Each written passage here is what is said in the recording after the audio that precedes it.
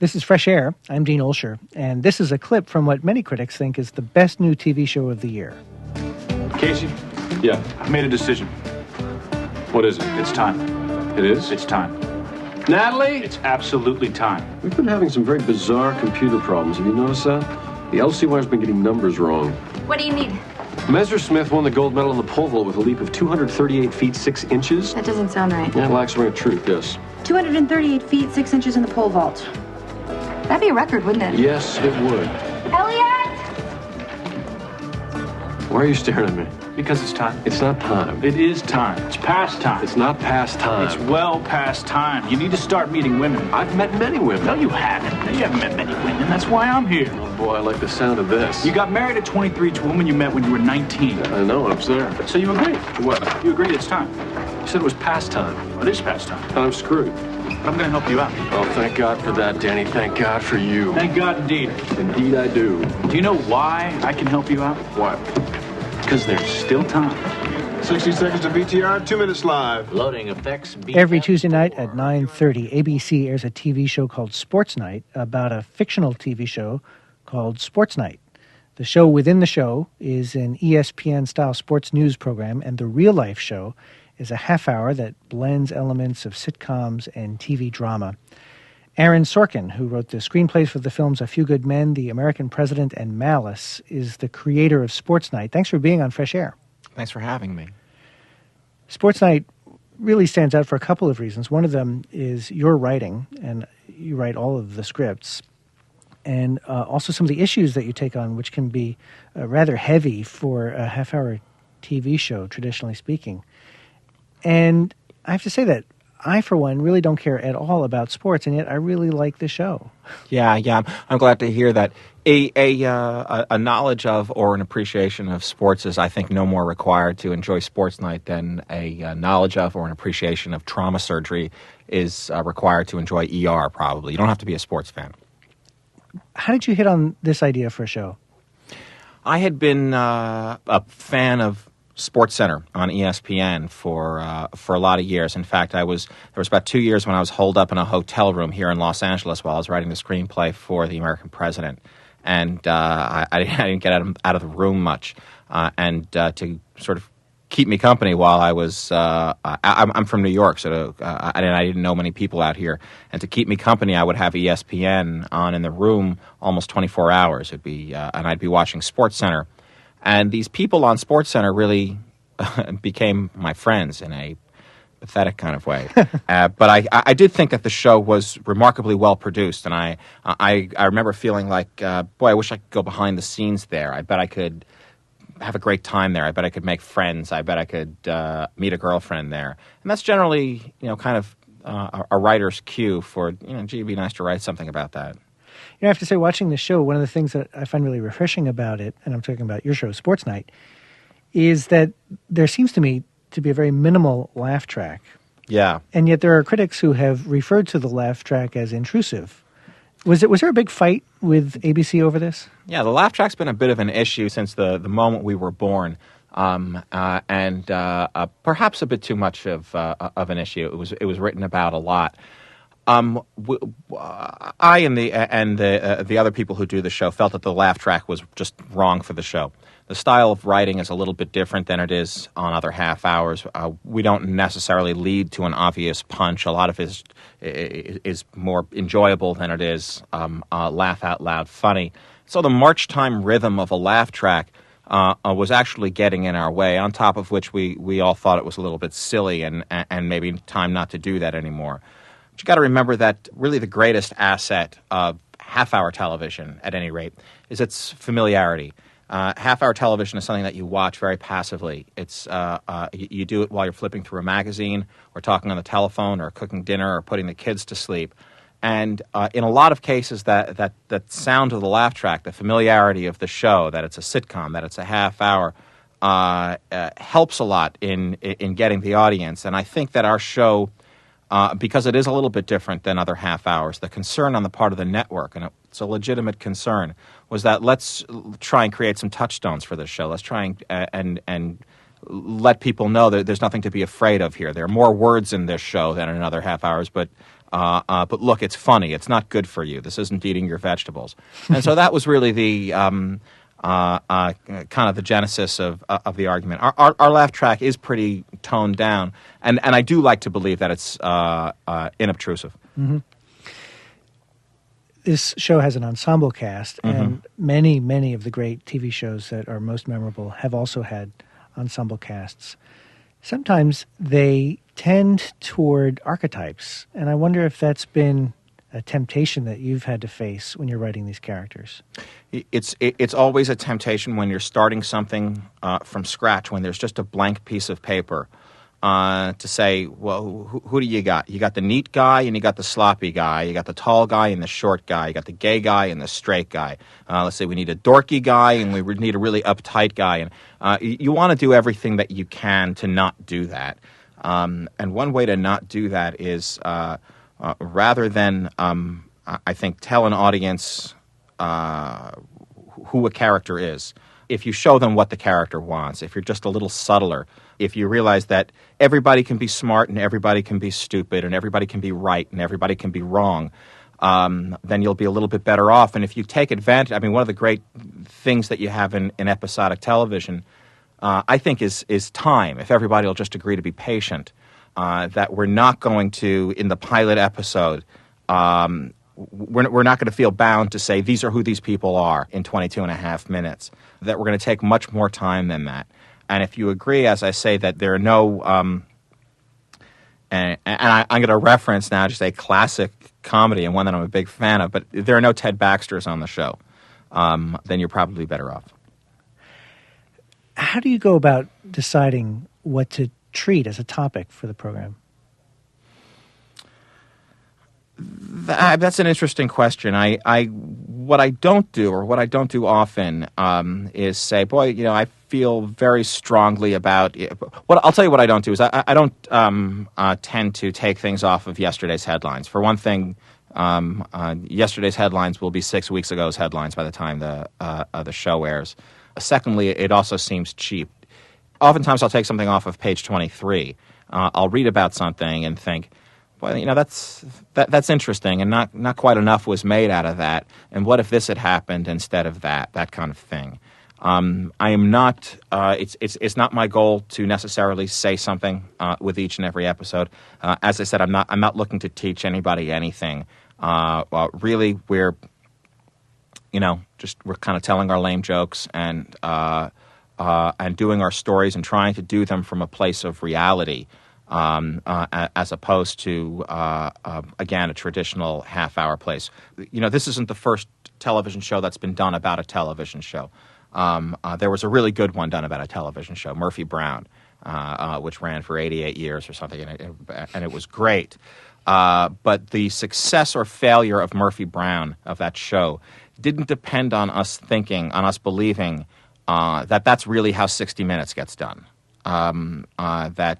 A show like that, a national news magazine show, is staffed by 5 people who have their meetings at a linoleum table in the lobby near the elevator.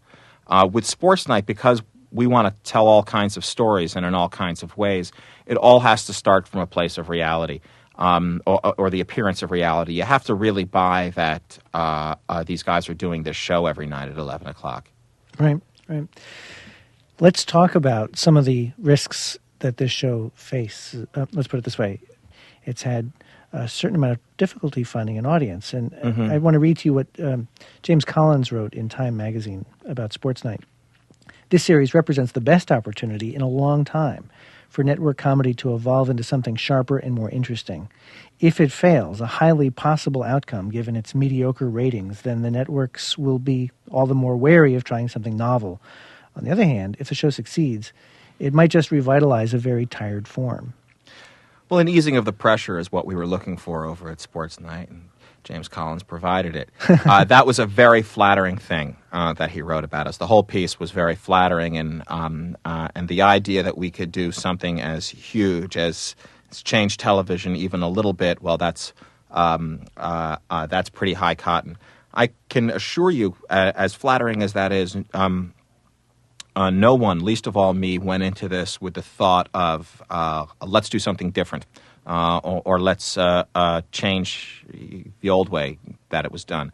I'm really writing Sports Night exactly the way I've written everything else, the plays that I've written and the films that I've written.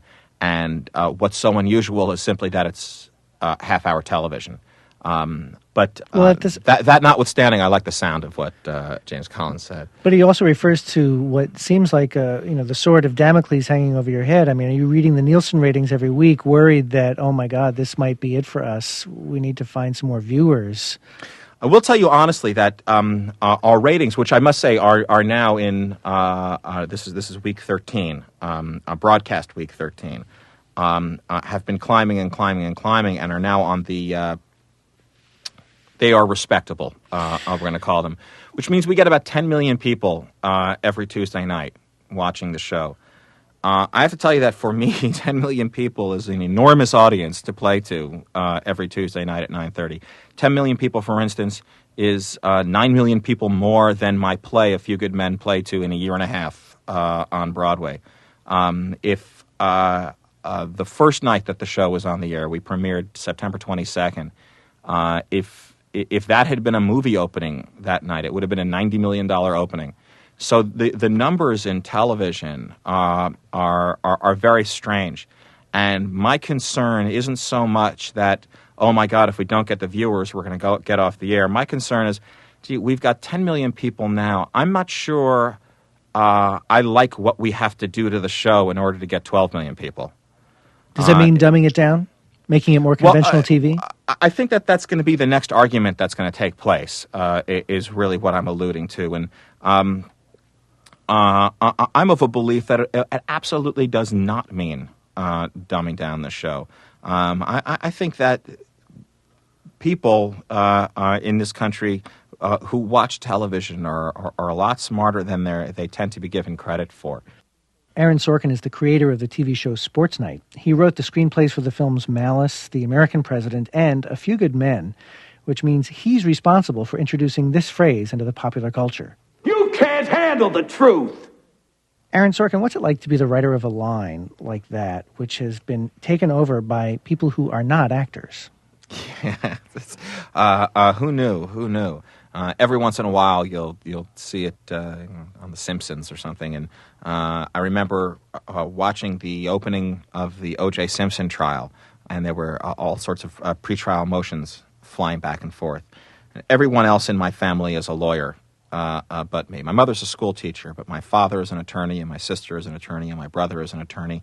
And somewhere in the pretrial motion phase of the O.J. Simpson trial, I think Johnny Cochran referenced the line. Judge Ito, it's like that movie, You Can't Handle the Truth. And then Ito said, yeah, but Nicholson was the bad guy in that movie.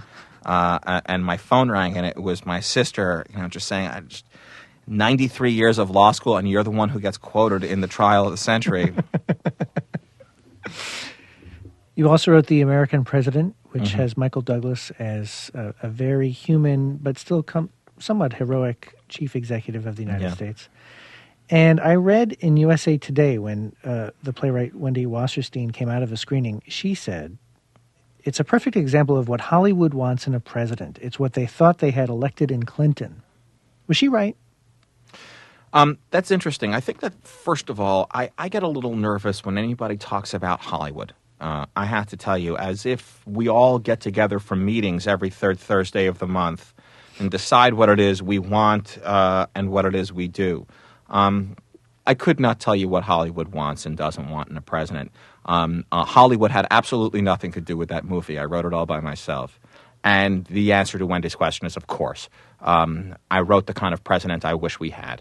And certainly one we thought we were getting when we voted for Bill Clinton. I'm talking with Aaron Sorkin. He's the creator of Sports Night.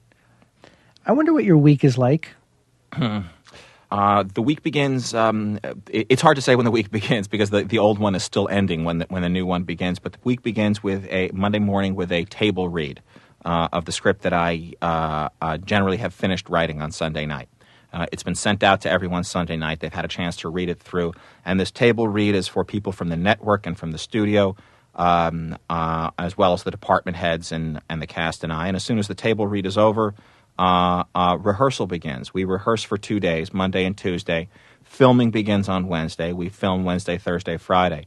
Now, I'm always doing three things. I'm making this week's show while editing last week's show and writing next week's show. Is basically how it works. And I love this show so much. I just love my job. I really sprint to work every morning to get to work with these people, and it's like doing a new one-act play every week. You know, the big difference between what I'm doing now and writing movies is the immediacy of it. About 3 or 4 weeks after I've written a show, it'll be on the air. If I were writing a screenplay right now, I could write a joke today and wouldn't hear a laugh for 2 years. So it's really an adrenaline rush. When it comes to the dialogue, you talk about the jargon and the illusion of reality, but even just in the writing of dialogue, it's so far from the way people really speak, and yet it does have that illusion. It feels more real than if you were in fact transcribing actual dialogue from people in real life. That's right. And it's very writerly dialogue. Yeah, it's well, I'm going to accept that as a compliment. It's what it is. It's the way I write. It's not so much the way people speak, I think, as maybe the way people wish they spoke sometime. If I'm going to have a 2-minute conversation with my best friend, let me try scripting it, and it can be more interesting. There's a certain musicality to it. It's very. I mean, a lot of the show is very much about its own rhetoric. And we try and strike the right balance in 22 minutes and 35 seconds. As I said, we have a lot more words per episode, I think, than some other shows do. It's the way I write. It's a funny balance. Anytime you're trying to make a work of art, how much artifice do you use to create the sense of reality? Yeah. Well, I become that's right. And I've enjoyed playing with that balance. In the other things that I've written, which required that same. I mean, part of the fun of the American president was going to be the feeling of, boy, I feel like I'm inside the White House, and there's a cool conversation taking place that I don't get to see on CNN or hear about on NPR. And same thing with being in a Navy courtroom and in Malice. In Malice, I am also my friends know this about me. I will frequently, as far as the jargon is concerned, make things up, especially in a first draft. If I'm writing a first draft and I'm really just trying to get the sense of the scene down on paper and the sort of the verbal fireworks, really the rhythm and the music of it, I'm really not going to bother to. I wrote a scene that was cut from the film Malice, but it had been an opening scene in an operating room where the camera was just circling the doctors and the nurses standing around the operating table while instruments were being asked for and slapped into the surgeon's hand, and a lot of chrome and steel and this and that, and suction and numbers going back and forth, and it was and the scene built and built and built, and it was terrific. But I was making up all this stuff in the scene, and finally, as the script went along, it was in production, and brought in a technical supervisor, a trauma surgeon. And I was amazed to find out that one of the things I had done in this was right. It's pretty scary when you think about it. Yeah, it's very scary. Yes, the Benson clamp. Aaron Sorkin is the creator, executive producer, and head writer of Sports Night. Writer of Sports Night. Writer of Sports Night. Writer of Sports Night. Writer of Sports Night.